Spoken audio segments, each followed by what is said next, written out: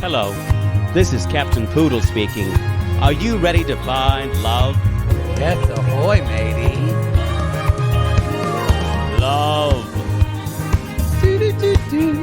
Exciting and new. Go online. They're catfishing you. Shocker. Fiance. Soon you'll be flying to parts unknown. 90-day Fiance. Marrying someone you only met on your phone. Be they French or Chinese, a brand new K1 visa's the key. Ooh, the key to what, Poodle? To love. It's reality, yes, let's love.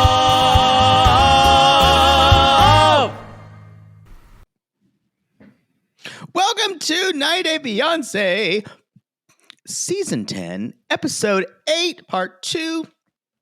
My guest is the bearded, the hirsute, his sweet, he's sweet, Kyle from 90-day Fiancé, Reality Cray Cray.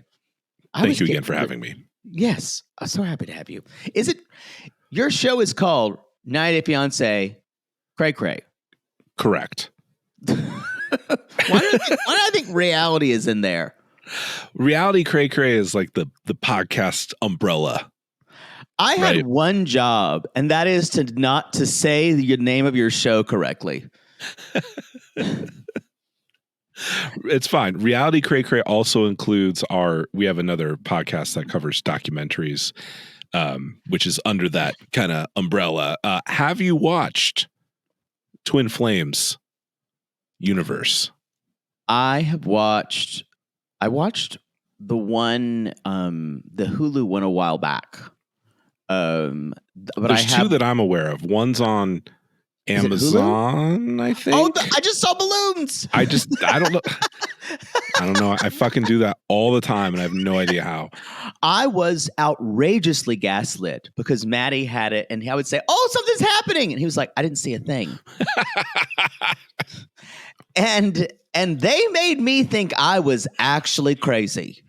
Anyway, so there's a Netflix one and a Amazon one, I think. That's the one, Amazon, okay. Not Hulu. I've said one thing about it. I've said that in the Netflix one, that what's her name? I always forget her name, but it's almost like she's a puppet and that he's got his hand up her ass. Shalea. Yeah. Y'all, this man is what happens when you tell theater kids they're talented. But you only let them perform on Zoom. Yes. This is what happens when you have a theater teacher who kind of is nice to you, even though you're not really talented. And she says, "Yeah, I think he could do something one day. I think he's got real talent." And she doesn't mean it. And this guy took it and ran with it. You're doing all of it on your B-sides, right? Our documentary podcast is called D-Sides. D-Sides, yeah. We just put out a 4-hour-long discussion of that shit show. I have to finish it. I'm like halfway through episode 2. A good chunk of it was a dramatic reading I did of a blog that Jeff wrote where he was trying to manifest a harem. But wow. Yeah. The other thing about this guy is he totally would have been gay if he could have been. Really. There's a lot of thou doth protest too much coming out of him. Yeah. I think if he had it in him really to jump into the gay pool, I don't think he would have really made a good gay guy. That's not what I'm saying. but I don't think he would have ever. He could never go there, so he has to go to the complete opposite. It's kind of like the Keith Raniere. He's trying to be the Keith Raniere type, who's much smarter than he is. It's a lot of effort to just try to justify to yourself that you want a twink. The whole divine masculine, divine feminine. I mean, the twink is a divine masculine and a divine feminine in one. Like you're it's really like shampoo over and conditioner. No, that's incorrect. Bi people don't exist. Okay, we've established this by now. It's just a lot of work to kind of justify that. Man, no, I totally agree. All these cults somehow both seem way too easy, but also too much work. I agree. My takeaway with the first couple of episodes that I watched was these may be the stupidest cult members that I've ever seen. Like that they would believe any of this. And because these are two clowns. One of them, the woman, is literally wearing clown makeup. Yeah. Like she's doing a lot of experimental procedures. And in the one that I'm seeing, she just kind of stares at the camera the whole time. The whole time. Just absolutely blank. Soullessly. Yeah. Waiting for the ventriloquist to animate her. So while he's drinking water, she's talking.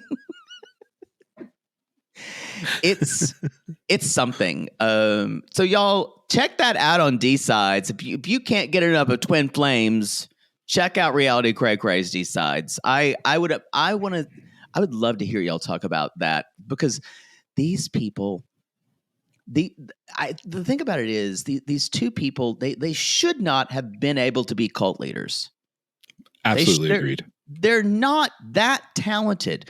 There's Manson was talented. Very little charisma comes through on the documentaries. Right. Yeah. Keith Raniere, extremely charismatic. What he was able to do. And at least those women burned themselves with coat hangers. These people aren't doing anything like that. It really shows how desperate people are for connection and love. And our culture is so like this Disney princess stuff, like finding your perfect soulmate is so ingrained into people from birth that you're like an incomplete human without your twin flame. Your twin flame. Yeah. Y'all, say it with me. Your soulmate doesn't exist. We've said it over and over again on the podcast. Or you got like 7 soulmates. Right. And you're just hoping you go to the right bar because they're yeah. You'll find them occasionally. Or as I always say, find someone you can tolerate and then settle down. Find someone that you agree with money on and that you find marginally attractive, and then you're good. Ding, ding, ding. Yeah. It's not setting the bar low, y'all. It's realism. Yeah. It's how could I tolerate another human being for at least 20 years? God, that seems I still think I've said this on the pod, and some may call it a little cynical, but I said bleak. If you're imagine coming from me, I said if your marriage lasts for 3 or 4 years or 5 years, even that's a good run. That's a really good run, especially for a first marriage. I didn't make it that long on the first. Exactly. If you're I'm at 10 now. If you're I feel like we're just locked in now. I mean, there's no escape. You'd have to. It wouldn't be you. She'd just have to like not come home one day. Or just walk out. Go for cigarettes. Yeah, and like radically change her life. Like fucking Carey Mulligan and Promising Young Woman. Like fucking walk out the door and become a different person. Well, now you're giving me nightmares. Thank you. hey, your wife's an independent woman, so you chose that. You never know the other side of this, other side of the coin. She has opinions. It's just awful. Anyway, y'all, we're here to. Anyway, I need to watch the rest of that. And then there's the new thing called Mother God that just came out.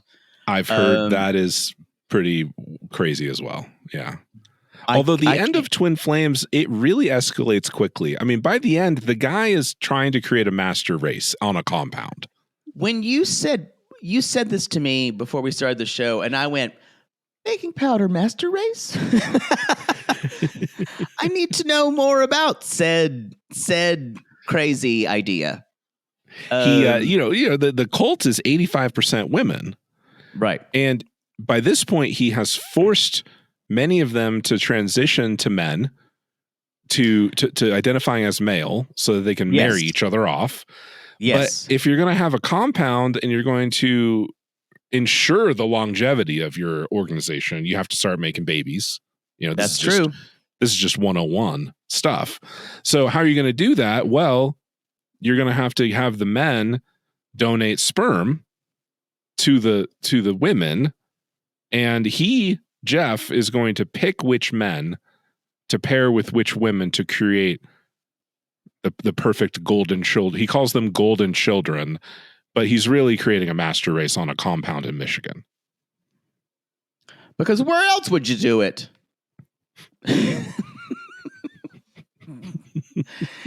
I'm so glad that this programming is available to everyone. And still growing, still going strong. Wait to watch it. Still going strong. There's something about cult stuff that I can't look away from. I have to watch everything about it. Everyone knows who's listening. I've been obsessed with FLDS Church for as long as I can remember. It's still my favorite kind of cult behavior. And I'll watch Keep Sweet, Pray and Obey as long as I can. Yeah, we covered that on our podcast too. That was dark. Oh, that stuff is just there was a series. Did you ever watch it? It was on A&E. It was called Escaping Polygamy, and it was three sisters with the very unfortunate names of like Chanel, Hermes, Birkenbag. That wasn't their names. It wasn't their names, but they were lovely women. But they were getting their like family members of the order, and they're like, "We gotta go help our sister who's from like this thing," and they all kind of talked like Mormons in that they had Mormon speak, and they would always rescue these people with less than adequate dental coverage. And then they would get them out, and wonderfully, sometimes they would go back. And then there would always be that part where the women can finally dress how they want to. So they have like 4 earrings in their ear, and they go through their slut phase. And you're like, I love that for you. There's a permanent Rumspringa that begins. Yes. Oh, I love it. Yo, let's jump into this. Let's start out with Gino and Jazz with wedded bliss or pre-wedded bliss, I should say. We're not married yet. Gino, Gino, I would love to know what you did before I got here. The sheer terror that I experienced when first of all, Gino is still putting together IKEA furniture. Like my engineering degree is paid off, and I also have to say the sound person who is giving Coco all of these little is doing amazing. Thank you. Thank you. She walks in, Jasmine walks in what I called a 80s real estate agent outfit. Very emerald. She walks in, she's seething. She's basically chewing nails, and she's like, I would like, you said, to know. No. And he's like, There, and there's nothing that Gino can say to prevent what's about to happen. Nothing. between the volcano that's about to explode, and she says, he's like, well, I didn't go out. I didn't go out, Jasmine. And he's like, what about Dana and Anthony? And he's like, oh, you mean my bachelor party? Oh, you mean my whole bachelor party at a strip club? Yes. And she's like, why didn't you tell me? Why, Gino? And then it goes into the screaming and the crying that ensues after is not about that he had one. She's like, because I had a bachelor party and I slapped asses of men and I showed my titties. I hung my ass outside of a bus. So she did that. She's like, because I had one and it's only fair. And that's the first time I've ever heard Jasmine say it's only fair for anything. Right. And then at one point she's like, it was that you didn't tell me. He makes the classic mistake that Submit and a lot of these guys make on the other way, which is, I didn't tell you because I didn't want you to be mad, which doesn't work with anyone. It never works, and especially with someone like Jasmine, because she's gonna be mad regardless. Oh yeah. And the thing about what Jasmine is doing here, she's basically trying to get him to willingly did that to trick her or to touch girls, and just which he to be yes, which he did, and he should feel ashamed of that. That's the shame. And the thing that Gino always looks at when he's like about Jasmine is kind of the same look that Oppenheimer has at the end of the film. Like, how do I control this? And am I responsible?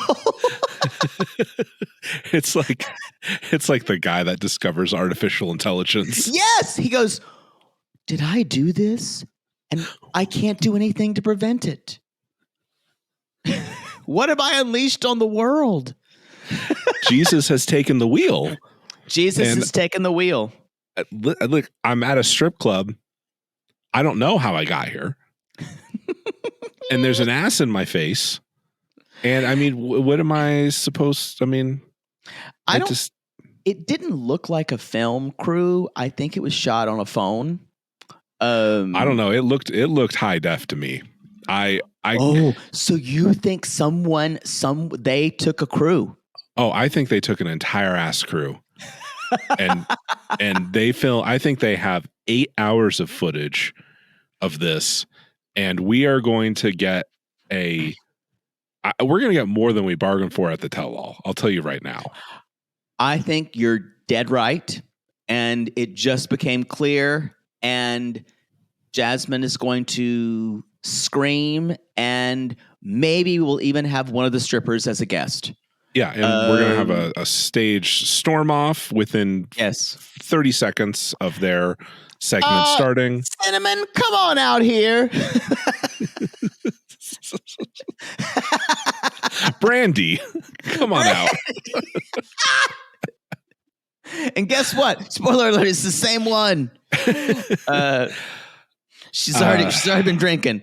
So when I like that Jasmine says, what about the time you spending with Dana? And he immediately knows, oh, the time I went with a close family member to a strip club. Yes.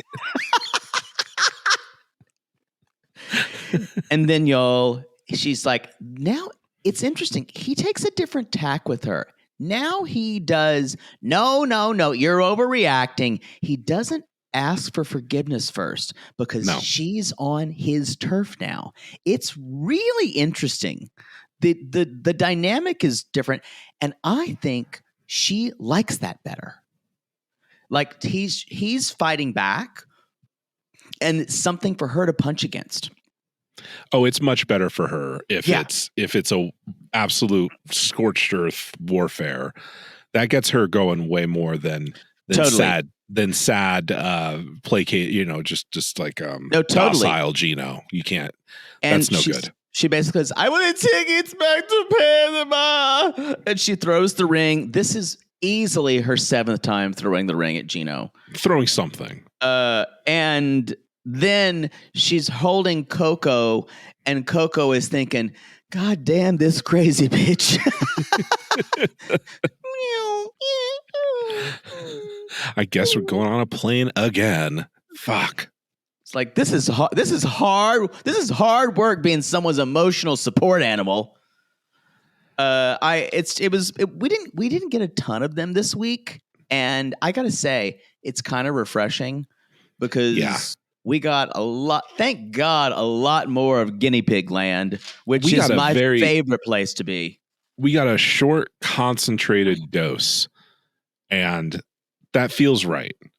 It does, and it feels like enough. Yeah. The other reason why I'm completely convinced that they took a whole ass Sharp Productions camera crew to the strip club is because of the way that Dana's wife just told everything to Jasmine, like immediately with no hesitation in such a confident manner.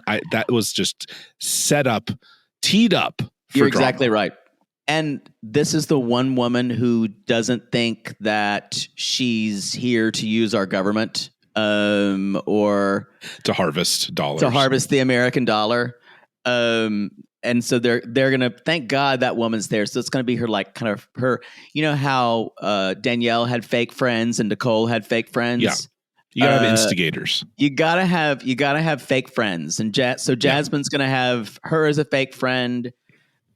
And I swear that when she heard Jasmine went, she's like, when they had the bachelor party, and Jasmine, she's like, he had a bachelor party, and she's trying at every moment not to become a dragon. And she's like, I'm talking to Michelle, I'm trying to hold it together, but she's not. She's like, oh, I can't wait to talk about that when I get home with him. Smoke coming out of her ears. Yeah. And it is very entertaining. I really liked when Gino said, I can't marry someone that gets so upset. It just too late, buddy. Where have you been asleep for the last 2 years? What are you talking about? This actually is on the bottom 50%. I agree. Of freakouts that she's had on this season. Some of it actually seems reasonable as well. And I think it was her power suit that made her feel like she's. I'm very convinced. I want to vote for you. I know it was very Hillary Clinton, like when she said, "I'm not some Tammy Wynette standing by my man."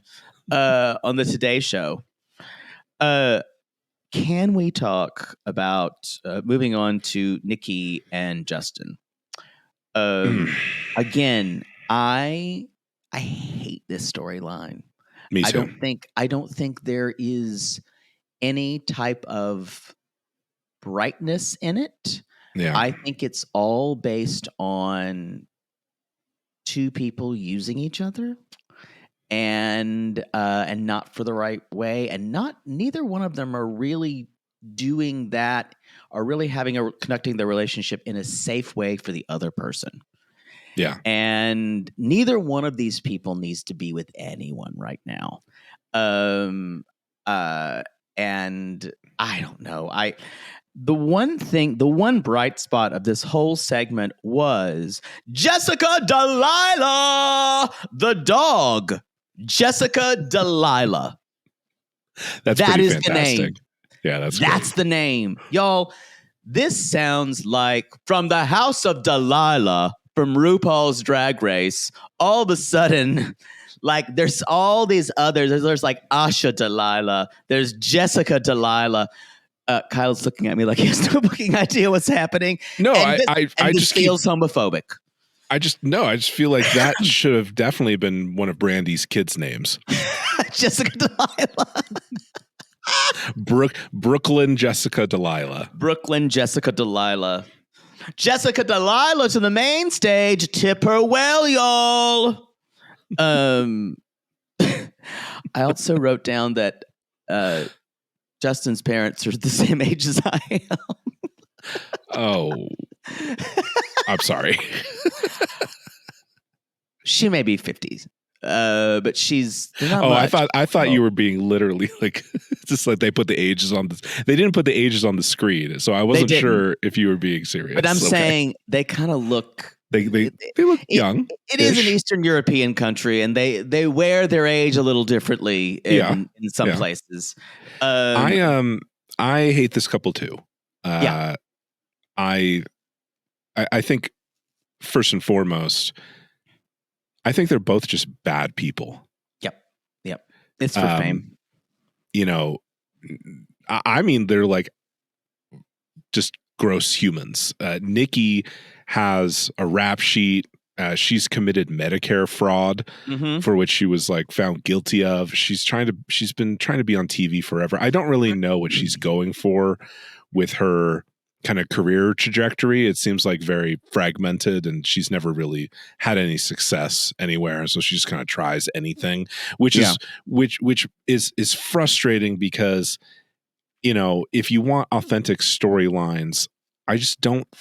I find the casting mystifying because it's so transparently just someone that has been trying to get on reality TV forever.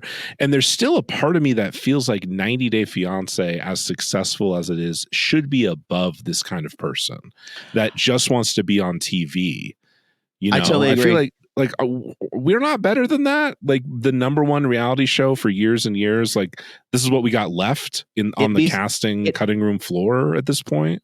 It besmirches the show completely. And I just have to say that this is someone who there's no room to have a relationship, to love someone when you've got that much hurt.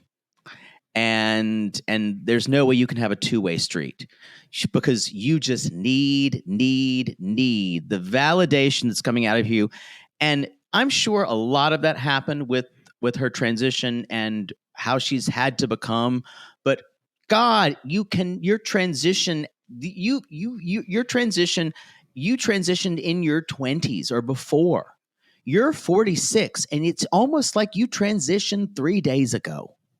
It can't be your whole fucking reason for living in personality. You can't still be that needy.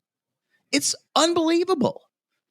And I'm sure that she's had a really, really hard life. Totally. For sure. Totally. And so I sympathize a lot with the backstory. But in terms of making a reality TV storyline, it's very boring at this point. It is. Me. And he's dry as dust. And he thinks cosplaying as Nazis is hilarious. So I have nothing but contempt for him. He's not kind when people pointed it out. He doubled down. He doubled down. Like the littlest clan member, you know, she doubled down and she shuffled off. They haven't gotten rid of him, but I don't really. I think it's because they haven't gotten rid of him because they didn't find more, like they did with Alina. With Alina, it did continue to escalate, and you know, you kick over a rock and you'd find something horrific she said 10 years ago. I do think part of it has to do with, you know, Alina's a woman. Yeah, it's much easier to just like for social media to just like devastate someone with a really hot white guy. It seems like, and we just moved on. And it's a trans storyline, so this is something that is essential to that they want to tell these stories, and it's sad that. Who said this? So we were talking to someone. Any representation is representation, I guess. Right. But I don't know. I just feel like I have to take issue with that. But I understand. In a way, I understand that line of thinking because you do want to show that trans people are just like anyone else. They're not a Totally. monolith of thinking and values and morality, and they can they're be just awful garbage people. right. There's by showing that there are trash people, that they're not all trans people are these perfect embodiments like Gabe, right? Yeah, like totally. flawless person. It is humanizing. So I guess that's good in one respect. Yeah. But you're not showing what's being shown with Nikki is not a real it's not a real reflection of who she is. It's a manufactured version for TV, and it's so inauthentic. I think it probably does more harm than good. I would agree. And I think they definitely regret this casting choice. I'm sure she hasn't been easy to film. Nightmare. And I still don't know what they're still doing in Moldova. This is a before the 90-day storyline. It's the weirdest story. I think they're just trying to capitalize on the heartwarming, in quotes, idea of his family accepting her. But it feels completely fake. I think the mom, I have to say this, mom is very much a big personality too. So you kind of see where his ideas about where women he wants to date. It's larger than life. And I went, oh, that says a lot, Mom. Yeah. I mean, if you buy the storyline, this episode's kind of heartwarming because it's supposed to be this isn't the same as like how a person who's bigoted in the United States would approach this though at all. Absolutely not. Because I don't think these people are exposed as much to anti-trans bigotry like directly as we are in the United States in our media. I don't even think they really think about it that much. They don't know what it is because it's so foreign. Right. And I think he had the presence of mind to explain his parents and say, he even said, you can see the work that I've made. What I did to explain to them, probably in great detail, what you did in your transition, that you're a woman, that I love you, and that we're going to be together. Maybe soft pedal that part about him being 18, 19. We're going to not talk about that too much. Yeah. Let's not do too much Paul and Carini math there. That's a certain type of math. It's like they say girl math and boy math, all those trends. Paul and Carini math. It's never a good math. It's like buy 5, save 5, Paul. God, boy. In some ways, I'm really glad they're out of their eye, but God, there was some great moments. There were some wonderful cuckoo bird moments. The cuckoo-ness hasn't really stopped. It's just moved from TV to Instagram. It's true. Did you follow the saga of him ending up on an island in a hammock, like running from the authorities? No. Oh, this was great. Oh, wow. This is a whole thing. Carini was on Instagram saying that Paul was missing and she hadn't been able to get a hold of him. That I did hear. Yeah, well, the resolution to that was it turns out he was fine. He was on the lam in a hammock on an island, presumably pursuing underage girls in the Amazon.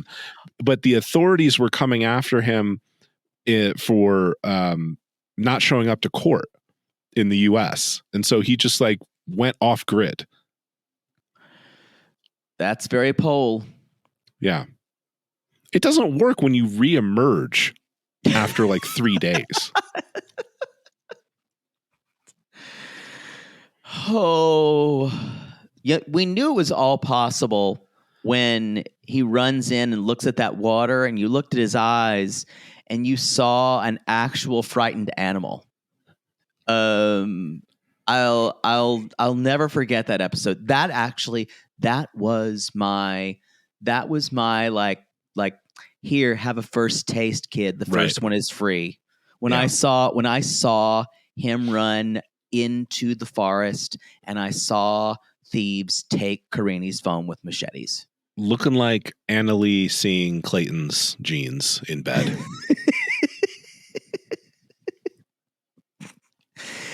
And the full body revulsion that happens.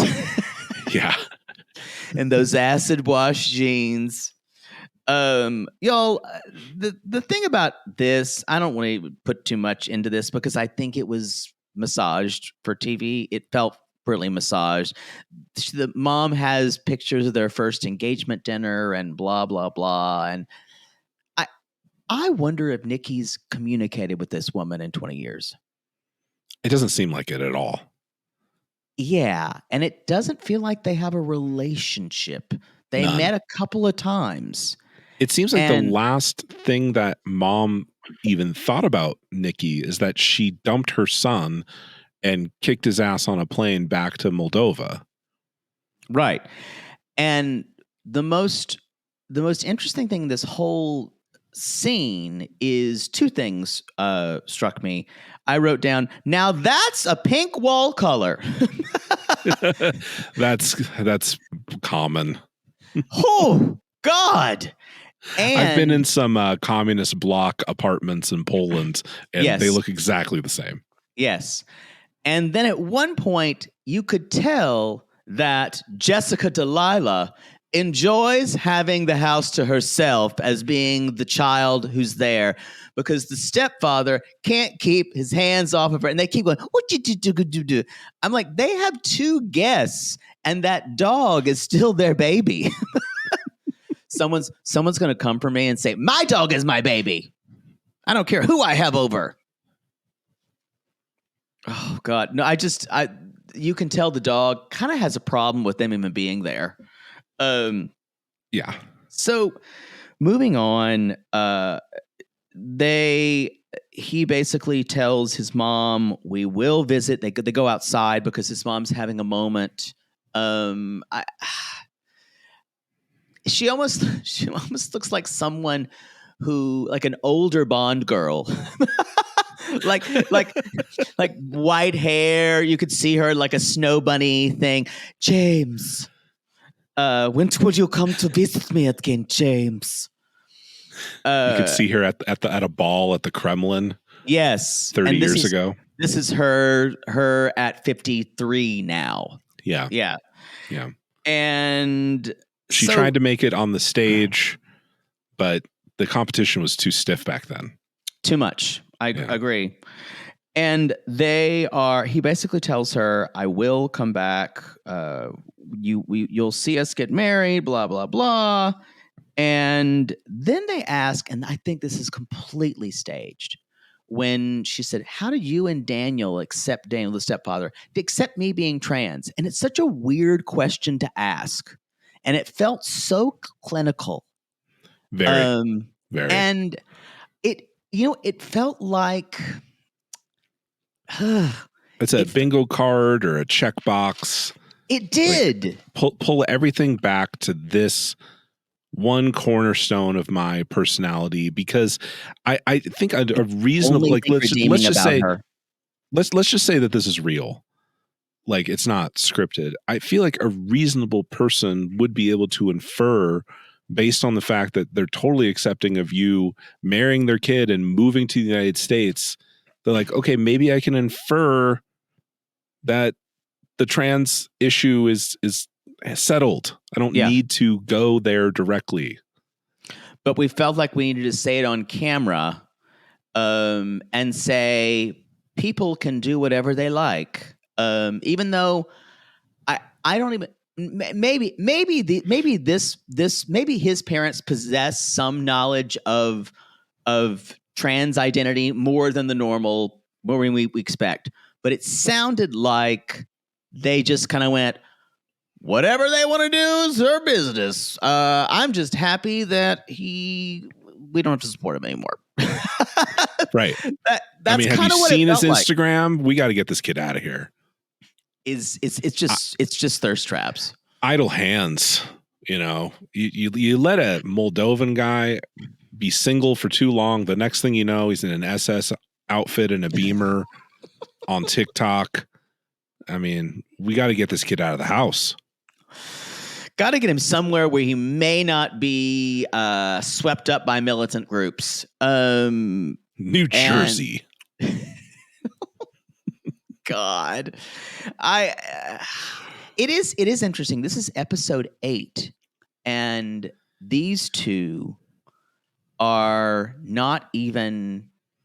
It doesn't even seem like there's a possibility of him coming. I don't even think they're at step 1 in the visa process. Yeah, that's why this is such bullshit. Yeah, and she keeps saying his visa could come in any day, and then I don't know what I would do. No, you haven't even applied. I totally agree with you. You don't have the money. To be frank, I think her mother pays for her fucking apartment. I can't imagine. I've seen her all those shoots and things that she was doing. Y'all, no one has a shoot on a reality show like that if you're not trying to protest too much. She doesn't have anything. She doesn't have a pot to piss in. Yeah. Anyway, I would suggest you do like all of us when you watch this storyline. Don't put too much into what they say and just read between the lines and read what they're not saying and just kind of shut your eyes and grin and bear it to the end like we're doing. Because that's exactly what the people who talk about these shows are doing. No one likes this storyline. It's the worst. Yeah. Yeah.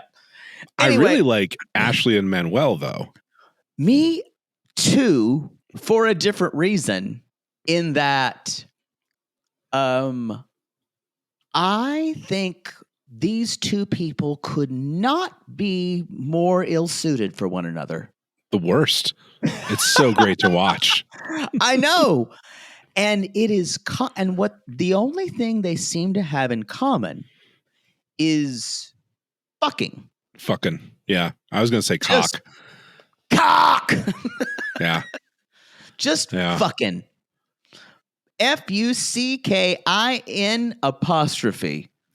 And I love to see the gap in self-awareness from Ashley about that. And it happens almost instantaneously in frames. Like the editing is so brilliant, and you're just not aware.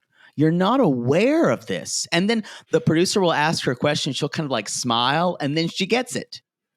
It's incredible. I of all of the people on 90 Day Fiance I've ever seen, there has never been a person more diametrically opposed personality-wise to my wife than Ashley. Because I swear, if I said something 10% as gnarly as Manuel does to her, can you imagine? I wouldn't have sex for months. And yet she is able to separate those in her mind. They're completely different parts of her left brain, right brain, where she can be, she hate fucks. Oh yeah. And totally.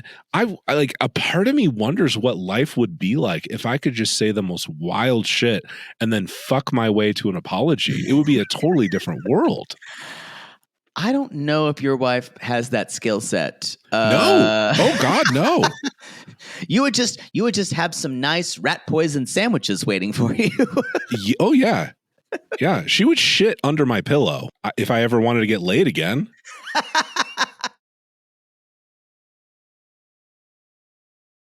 I think there is something there. There's also for her, it's a self-image issue. It's an insecurity issue, and it's at the root of everything. And it's kind of I think makes a great TV. I think she's probably a fun hang if you don't have to talk to her. Yeah. If she's the one person at the party, you kind of catch a snatch of this and get. Maddie said, "Oh, I think she'd be fun to hang out with." I'm like, "Are you fucking crazy?" She talked your ear off. The first couple episodes, I was with him on that. I thought she would be fun to hang out with, but now I feel like she would. Not. Now I feel like she would just bring up her and Manuel's drama, and she would expect you to listen to her and play therapist. It would be exhausting. The worst thing about it, she would talk about him when he's right there in English. I don't know if we've had anyone do that. It's really uncomfortable. It's appalling to me. When she called her friend and she's like, I just need to call you and tell you what Manuel did right now. And they're just speaking and he's like, I guess I'm going to sit here while you talk shit about me. It's he doesn't speak very good English, but it's very clear what's occurring. And even her friend asks, is he right there in the fucking car? Because she's like, even she's having problems. So you're doing this to someone you love? Are we really doing this right now? And then she screams that so this entire fight happens because he's just fucking with her. And it's hard for me to know if he's being sincere. He's fucking with her about her coffee habit. It's tricky.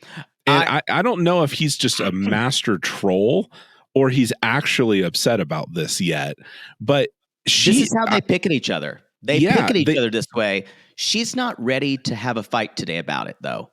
Because he's picking at her. And honestly, she gets this. This is where I had to cash in my chips. She's making coffee at home, and she's got it in a fucking mason jar without a top. Y'all knew I was going to bring this up. I guarantee you, Maddie would have brought this up day one. I have gone somewhere with a coffee mug in my car because I don't know where my travel mug is, y'all. You are going to be wearing that coffee at the first pothole in the road. And she spills it instantly. And then she says, "Here, hold this." And she's on her phone. Then the bitch has got another coffee. She has a can. It's like a parody. This is like a commercial of like, I'm a coffee addict. Yeah, that's what I do. All my friends say I'm a coffee addict. Here, hold my coffee. I'm a coffee addict. Or it's like a hidden camera show where you just try to up the ante on how absurd a situation, like a Curb Your Enthusiasm or something. And that's why, and then it feels like Manuel is Larry David. Right. And I do agree. Manuel has said some really shitty things to her. And I think, and I don't really want to fully defend him here, but I feel like she constantly infantilizes him and he resents the fuck out of her. Yeah. And this is so we've said this before. They really can't understand each other's lifestyle at all. No. Nothing. And my question is how these people seemingly, we saw them at the 90-day anniversary thing as one of their kind of couples. How are these people going to get together? I don't know. That means that has to mean they got married, right? It has to. That has to mean that, yeah. Yeah. So, I that's all I can just do is and the way I still can't get over the fact that she brings him. It's almost like she takes him by the hand and sits him down, and he just sits there. And at one point, she just kind of forgets he's there and stops translating and just talks shit about him to her friends who talk more shit. Right. And then he even says, I feel like I don't exist in her world. or I don't mean much. He's really just a penis that is just there to anger her and then satisfy her 10 minutes later, and then just create this very strange and clearly it's drama loop. I don't want to say that she's emotionally intelligent, but she thinks that she is. She thinks she's like an emotional. She thinks that she's a genius with relationships and communication, and it's so odd to me that she can't see how dark this is. It is, and it's so dark. And when he said in the therapist's office, I just kind of sit there and watch and enjoy it. Yeah. And what he meant there, y'all, is getting back at her. That's the resentment thing. He sees her spiraling and just leans into it. And it's like, I understand. I think he's got a nasty, cruel side too. Yeah. And I don't think for her, I think there is part of that. I don't know if she sees him as actually an equal partner. I don't know. And not at all. And that to me is unforgivable. That's a non-starter. And my favorite line in this, I have to say, is when they're at the fucking candle shop. Because why does she take him to all these stupid, like hippy dippy activities that she knows he's gonna hate? Hippy dippy activities that probably cost hundreds of dollars. A candle making session? Yeah. There's no way this isn't $50 a person minimum. Oh, and I can only imagine what whipped cream candle. That's too sweet. I can already tell you. Birthday cake candle. Birthday cake. I have a problem with sweet candles. I've gone on the record about this. Bed Bath and Body Works can go like die in a fire. Yeah, I agree. Or not. I'm sorry. What's the candle that smells really bad? Is it Bath and Body Works? I'm sorry, not Bath and Body Works. Bath and Close Body enough. Works can all burn. I need to be careful about that because I said I wished the building next to me would burn down, Kyle. And the next day, the fire trucks were here, Kyle. I'm worried that I'm manifesting things like a witch in Salem. I'm a little worried. Or a witch in Dominican Republic. Seriously. Mi trabajo es bruja is still my favorite thing she said. Mi trabajo es bruja. Yo tengo internet. When that first episode came on, I just walked around my house and says, Yo tengo internet. Yo tengo internet, Manuel. Yo tengo internet, Manuel. Yo tengo Wi-Fi. She's ridiculous. Anyway, this woman is explaining the candles, and he just goes in Spanish, you explained it perfectly, but too bad I don't understand a word. This is a game to this guy. And I guess it gets to the point, there's a certain type of person where you have zero power in the situation. No power and kind of like infinite time. Yes. Which is really interesting because like if I was taken to a candle making class, I would be just profoundly irritated the entire time. I would fake a seizure or something to get out of it. I have too much shit going on to do something that I have no interest in doing. And I would wish if my wife wanted to do it, I would wish her well, invite your friends, have a great time. You'd be miserable.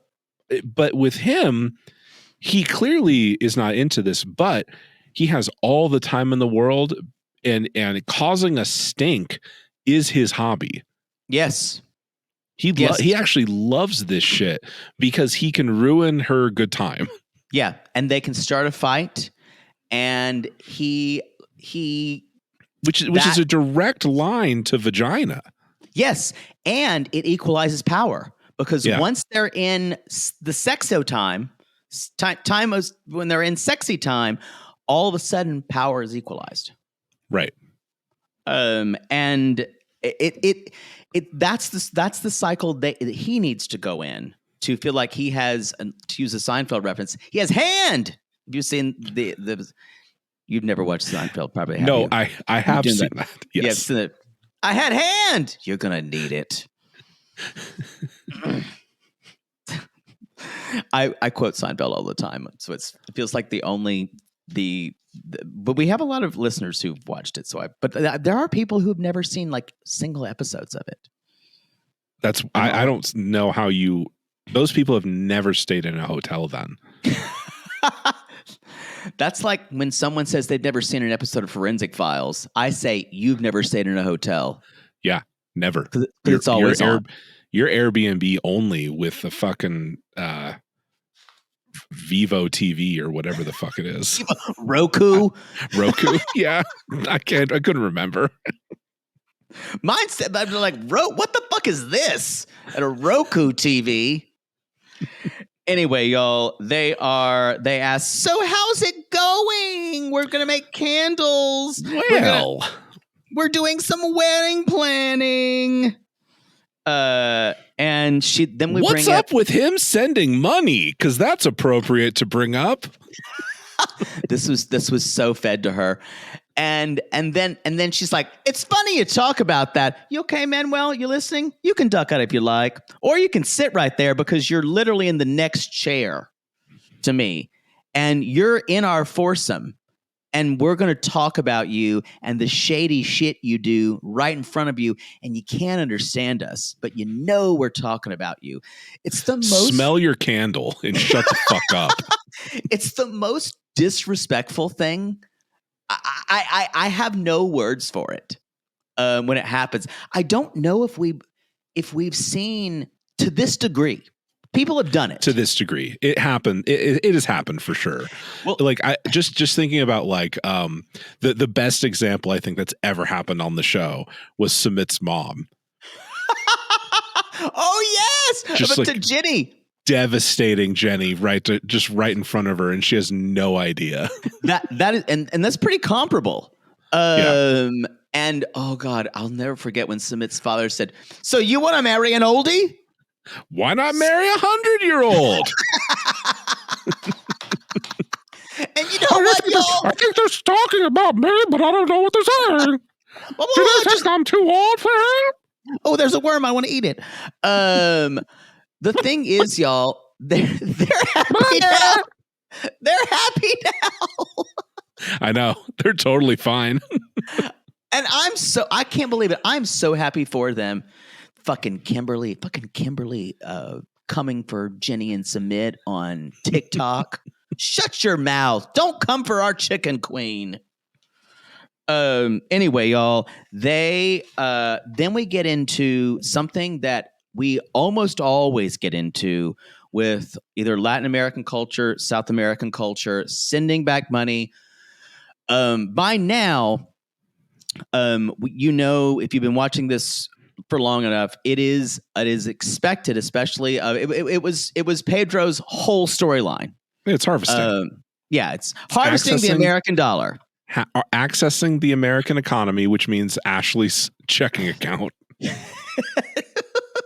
Now, what he does say, and what I am kind of staggered by is this guy's, even though she's telling him, she's like, yep, well, you're my wife, and we're going to use your money for a while, and then I'm going to pay you back every single cent. And he doesn't even seem really contrite about it. He's just like, it's kind of impressive to watch. So I think that makes sense, though, because I can't see a world where this isn't a well understood part of the equation before he gets there. I can't believe she did not know about this. I think she does. I think she's totally full of shit. I am willing to believe, though, that she didn't really understand the amount that it was going to be. $300. Yeah. Yeah. But I think the reason that he is so matter of fact about it is that I think he did tell her, like, look, I support my kids. Right. You really think that I can come over there unless you like? I'm sure that I think he's straight up told her, like, if I move there, you're paying for my kids until I can work. Right. That's just the way it is. It's not an exploitative thing. It's not even an emotional thing. It's literally just logistically This what is has how to things happen. And I don't even think in this case it's a Latin American culture thing or whatever. If you're paycheck to paycheck and you moved here from the UK, it wouldn't be any different. And the mom doesn't support the kids. Yeah, someone has to pay for the fucking kids. And so if I move to wherever the fuck she lives, you're going to have to pay for her. Otherwise, I have to work hard. Yeah, Rochester, right. Otherwise, I'm going to have to save up some money somehow before I go out there. So you want me now or later? Did you notice something when she said, it's like a monthly bill? Yeah, children are a monthly bill. There was something in that I went, God, that's self-involved. Yeah, she doesn't get it. She doesn't at all. And also the idea that kids are a fixed expense is so absurd. Right. But maybe someone that's young and doesn't have kids maybe wouldn't put that together on their own. I can maybe forgive it a little bit, but like, what if the kid breaks their fucking arm? Like, do you really think? I don't think that they are taking that 300 and stashing some of it for a rainy day. No, they need to feed them and get them clothes and get them to school and shit. And then, just like you said, he brings up things like, you balk at the money, but you paid $130 for the vet bill for the dog, and the cat gets this, and blah, blah, blah. Yeah, I know pets are her family, but what he's saying is I can't imagine with her mi trabajo as bruja. She's not making that much money off of brujaing, but so I'm sure she has another job. I think she makes zero off of brujaing. unless witch influencing is a bigger genre than I thought. She has another job. And it seems like with this, as you said before, $50, maybe 75 a person. These are expenses. And I guarantee you, if she totaled up her 2 coffees a day, can you imagine? Right. And I think he's trying to give her a little bit of like a reality check of, you don't have a fucking budget. You don't even know if you have $300. You don't know how much fucking money you spend in a month. Yeah, I mean, I from his perspective, I can see why for this entire conversation, regardless of the amount, is insanely insulting. Yep. For one thing, you're airing dirty laundry in front of her friends in English, right in front of him. It's asinine. And you want them to like him, supposedly. But two, like, you're talking about this sending money back in the context of, is he scamming or not? Yep, that's exactly. It's a trope. If you're Manuel, you're thinking like, okay, even if I am scamming, I mean, I'm sending that money to I actually have kids. I didn't make up the kids. So like Kim and I have talked about this, like, is Manuel does he really like Ashley? Like, he really likes her tits, but I don't really know beyond that, honestly, at this point, if he even enjoys being in her company besides having sex. So is he scamming, like, at a high level? Perhaps, but sending $300 to take care of 2 kids, that just seems like a practical logistical reality. Like, that doesn't scream scamming. Totally agree. All. I consider this, when you saying, does he love Ashley? Does he do this? I consider this as part of what I call the Hazel principle of Tariq and Hazel. You could say, does Hazel love Tariq? Well, he was the best that came along. Yeah. And also, can I live with them? And also, could I get what I want for my children and have a better life for them? So it's not just about the wonder of American romantic love. it is more than that. I don't have a problem with the transactional nature of a either. relationship if both parties agree it's transactional. Exactly. And Ashley clearly doesn't see this way at all. She has no fucking clue. No, not at all. Yeah. Yeah. I think Tariq must have known, right? God. After the pillow barrier, you got to think. I really think... quote, these questions are dumb and stupid. My life is none of your business. That's a great foundation to build on. My life is none of your business. Yeah. Yeah. And y'all, he does the stereotypical, I'm done, and walks out. He's Mother Debbie Dunn. Mother Angela Dunn. Mother Angela. They all leave, and at one point, she says, prophetically perhaps, to the camera, I aggressively misunderstood how intense this problem is. Aggressive misunderstanding is her specialty. This woman is perfect for this show. Oh yeah. However, I can't imagine this turning out well. It's not a perfect relationship. They get fucking married though. Well, remember what I said. 3 years is great. It's fantastic. I really believe that I love this storyline. I love this one. I love Guinea Pig Corner. I can't get enough. Gino and Jasmine, they make it fun and it's entertaining. They're a known quantity. You know what you're getting. You know what you're getting. Devin and Nick, that's going to feel like old hometown, old season 90 throwback. It's one of those things where like nothing's really happened yet, but you could see the potential for horror coming. Yeah. Also, we've got a new couple next week.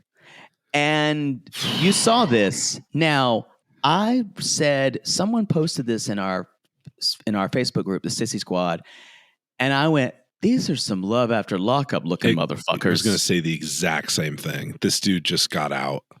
And she looks sketch, and him and those neck tattoos, and he looks like he is 12 going on 48.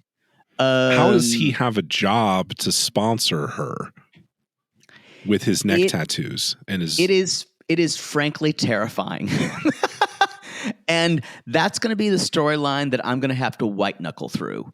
Where it's like, you know how Love After Lockup, sometimes you just kind of white knuckle through some storylines. I'm worried this is going to feel too real. Oh yeah. This is like Breaking Bad, way too real to be comfortable watching. And y'all, they are the Yolanda slot. So this is episode 9. And we remember what happened to Yolanda. That's what we call it. There's always a Yolanda slot. So what couple's gonna end next week then? That's true. I can't imagine Nikki, or I can't imagine Rob and Soapy making it much longer. Yeah. I don't know. They weren't at the party. They weren't. They weren't. I think they would come. I think he was dancing at a club down the street. No, I think I don't know. I'm for all things Ashley and Manuel. I'm for all things Guinea Pig Corner. The others are fine. It's interesting. Like if you look at each individual couple, the only one that I profoundly hate watching is Nikki and Igor. But at the same time, I still have a general feeling of malaise about the season. Yeah. Yeah. But if you look at each one, like I like a lot of them. I guess I really hate watching Rob. But overall, for some reason, like 6 out of 8 being tolerable ain't bad. but I still don't like it. You know, I always say I don't like any of them, but I can appreciate the storylines. I feel like season 9 was worse. We had Jabri and Bjorn. Yeah. I agree. I can agree with that. I think we have at least 2, maybe 3 people we can actually be invested in. The others were that season. Kyle, thank you so much for welcome. guesting, and tell us where we can find you in all things reality cray. Well, we have crawled back into a cave away from social media. We after 5 years of podcasting, we realized how much we just hate everything. So you can find us on our website, realitycraycray.com. Interesting marketing. Interesting.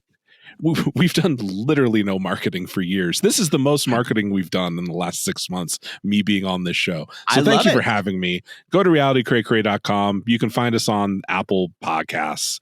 Just search Reality Cray Cray. We're there. That's all. Your Patreon and your Supercast. Oh, sure. Yeah.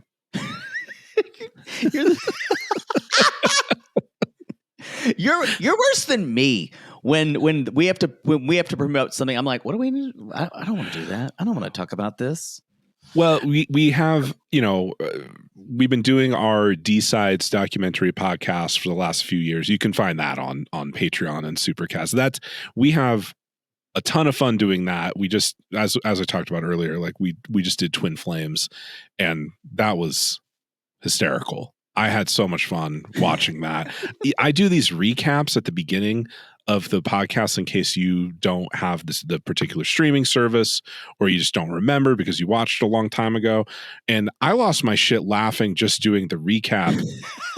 Where I basically just read my notes really fast that I took to remind people what happened, and I couldn't even get through reading my own notes without laughing. It was so good.